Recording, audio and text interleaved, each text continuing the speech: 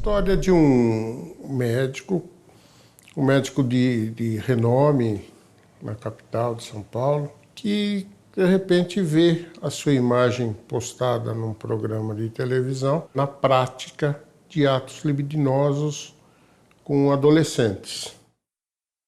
No dia do programa, eu recebi um telefonema de uma pessoa que residia no edifício dele e dizendo quem se tratava.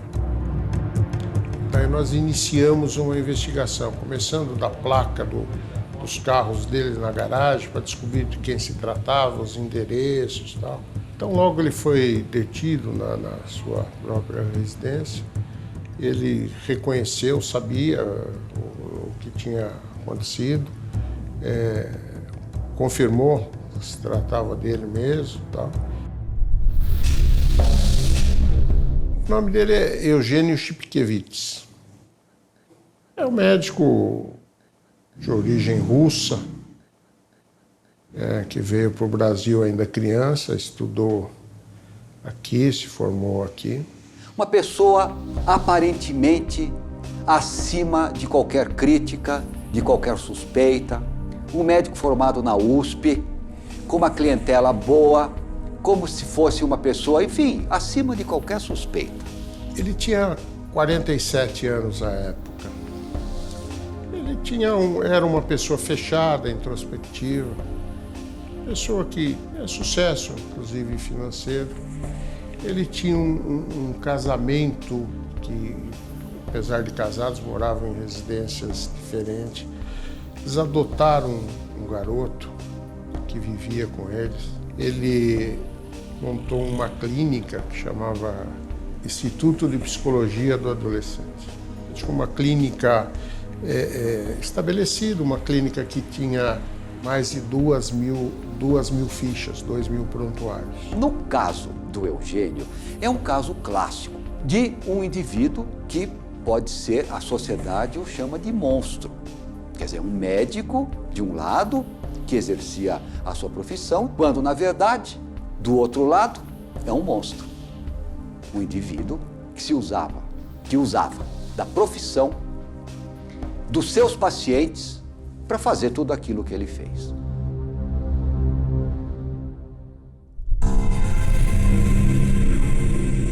O monstro era algo que estava escondido dentro dele, mas era uma pessoa que, dentro desse conhecimento técnico que ele tinha na medicina e no atendimento, os jovens que ele atendia identificavam o caso de varicocele naquela criança ou naquele adolescente. De uma maneira muito simples, a varicocele são varizes no testículo, como semelhante às varizes que dão nos membros inferiores, nas pernas.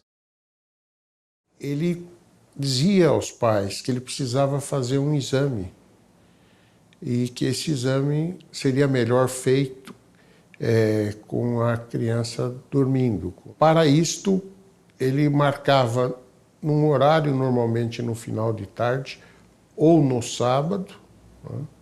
E nessa sala destinada ao ambulatório dele, ele procedia ao exame. Esse procedimento demorava mais de 1 hora. E a mãe, o responsável, ficava esperando na antessala. E o prazer mórbido de ser pego ou não ser pego, eu acho, na minha maneira de entender, que ele selecionava sexualmente, pela atração sexual, pelo menor, enfim, que vai saber por quê. Ele devia ter o tema dele. Selecionava e depois é aquilo que, por isso que ele é um pedófilo clássico. Aí ele começa a ludibriar os pais. Né? Alguns falam que são professores, dão balas, cadernos, prometem isso, prometem aquilo. Ele prometia tudo isso falando da tal da varicocele, para poder sedar e fazer tudo aquilo que ele fazia e filmar, não é? Ele aplicava um medicamento para a criança dormir, chama Dormonide, em forma injetável para que aplicasse a dose própria em função do tamanho e da idade, do peso e da idade da vítima, e ele alegava que era necessário isso, que a pessoa teria que estar relaxada para ele poder fazer esse exame para que tivesse melhor sucesso. Não vejo motivo para inicialmente alguém usar dormonide, em especial para varicocele. Não faz muito sentido porque você pede a participação do doente para fazer o diagnóstico. Muitas vezes aquela manobra de Valsalva, ela complementa o exame que você já está fazendo. Você pede a participação, você pede para que o paciente faça força, para que as veias fiquem túrgidas, né? fiquem inchadas. Então você pede a participação, não tem sentido você fazer uma sedação. É terrível em tudo, né? Você imagina um pai ou uma mãe levando a criança para o matadouro e fica na antessala. Sabe que é errado em termos, é errado para a sociedade que diz que isso daí é um comportamento errado. Para ele, não. Para ele é um comportamento natural, normal. Talvez ele até pensasse que ele estivesse dando prazer para suas vítimas. E que isso é muito comum o pedófilo falar. Não, eu estou ensinando prazer, eu estou fazendo alguma coisa boa. Então, para ele, a capacidade de crítica dele é absolutamente falha, como é falha em todos os pedófilos. Se eles tivessem uma crítica, uma capacidade de crítica boa, conservada, isso funcionaria como um freio. Eu tenho desejo por pessoas de menor idade, mas ao mesmo tempo a sociedade me condena, isso eu não devo fazer, eu estou praticando mal e eu não faço. Agora, para ele, essa capacidade de crítica, esses freios éticos e morais, inexistem. Por isso que ele fez. E por isso que ele é um degenerado mental. Um degenerado mental absolutamente irrecuperável.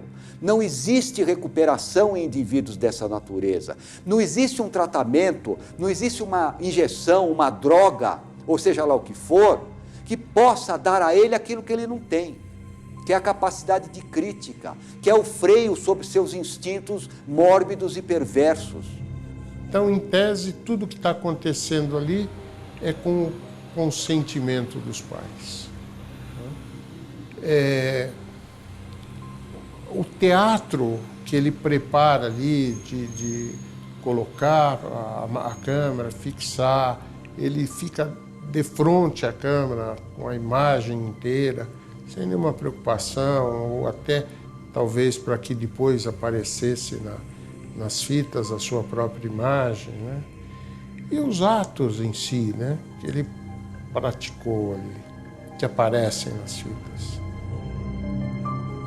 A perversão da gravação, ela está relacionada com a continuidade daqueles atos depois de estar sem a vítima presente. Ele grava para depois ficar assistindo, se comprazendo com tudo aquilo que ele fez. Esse enquadramento, essa perfeição, as melhores cenas, eu acho que é uma motivação erótica também. Faz parte da motivação, faz parte do universo, da dinâmica do erotismo dele.